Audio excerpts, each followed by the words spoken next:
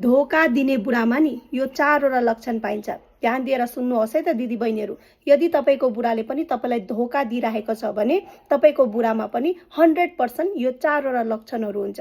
के हो यो 4वटा लक्षण? याद राख्नुहोस् है त। नम्बर 1, उसले नि तपाईँलाई कहिले पनि आँखाबाट आँखा मिलाएर हेर्न सक्दैन। सधैँ उसको आँखा मुनि मुनि नै गर्छ, कहिले तपाईँलाई आँखाबाट आँखा नै मिलाउँदैन। नम्बर 2, ऊ सधैँ घरबाट छिट्टो जाने प्रयास गर्छ र एकदमै ढिलो फर्किन्छ र फर्केपछि पनि तपाईँसँग बातचित गर्न उसँग समय हुँदैन। थाकेको छु, गलेको छु भनेर छिट्टो नै सुत्ने गर्छ।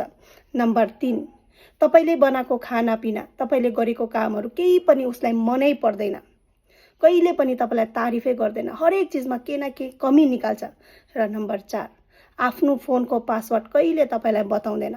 सधैँ आफ्नो फोनको पासवर्ड लुकाएर लगाउने गर्छ र फोन आयो भने पनि कहिले रिसिभ गर्दैन र रिसिभ गर्यो भने पनि बाहिर गएर बोल्ने गर्छ।